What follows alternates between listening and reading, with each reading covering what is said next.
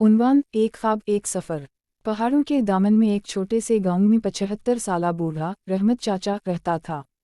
झुर्रियों भरे चेहरे और सफ़ेद बालों के बावजूद इनकी आंखों में एक खास चमक थी। इनकी जिंदगी का एक ख्वाब था, अपने दादा से सुना हुआ खजाने का राज। दादा ने बताया था कि जंगल के इस पार नूर का खजाना छुपा है, लेकिन उसे हासिल करने के लिए हिम्मत, कुर्बानी और सच्चाई दरकार है। रहमत चाचा ने अपनी जिंदगी की तमाम जिम्मेदारियां पूरी कर ली थीं, अब उनके पास सिर्फ वक्त और एक ख्वाब बाकी था। एक सुबह वो उठे, पुराना नक्शा निकाला, एक छड़ी ली और जंगल की तरफ रवाना हो गए। गांव के लोगों ने इन्हें रोका, लेकिन इन्होंने मुस्कुरा कर कहा, जिंदगी का असल मकसद तलाश करना है, मुझे जाने दो। जंगल की दहलीज। जंगल के किनारे पहुंचते ही रहमत चाचा ने एक गहरी सांस ली। ऊंचे दरख्त, परिंदों की आवाज़ और अजीब खामोशी ने इन्हें हैरान कर दिया।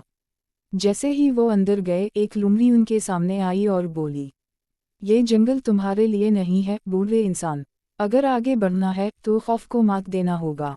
रहमत चाचा ने अपना दिल मजबूत किया और सफ़र जारी रखा। नदी और इम्तिहान। कुछ दूर चलने के बाद वो एक नदी के किनारे पहुंचे। नदी की गहराई इन्हें खौफजदा कर रही थी, लेकिन अचानक पानी से एक औरत नमूदार हुई। यहाँ से गुजरने के लिए अपने दिल का बोझ हल्का करो। रहमत चाचा ने अपनी ज़िंदगी के सब पछतावे याद किए और इतराफ़ किया कि वो अपनी जवानी में अपने बच्चों के लिए ज़्यादा वक्त नहीं निकाल सके। जैसे ही इन्होंने यह कबूल किया, नदी का पानी रास्ता देने लगा और वो पार हो गए। खजाने का इंकिशाफ। नदी के पार एक कदीम दरख्त के नीचे एक छोटा संदूक छुपा था। इन्होंने संदूक खोला तो अंदर एक किताब और आईना मिला।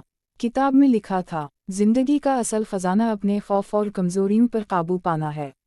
आईने में इन्होंने अपनी जवानी की तस्वीर देखी और समझ गए कि असल कामयाबी अपनी ज़ात को पहचानना है। नतीजा, गांव वापस पहुंचकर रहमत चाचा ने सबको अपनी कहानी सुनाई। इन्होंने कहा, असल खजाना मादी चीज़ों में नहीं बल्कि खुद को जानने में है। इनका ये सफ़र गांव वालों के लिए एक सबक बन गया और वो आज भी उनकी कहानी याद करते हैं।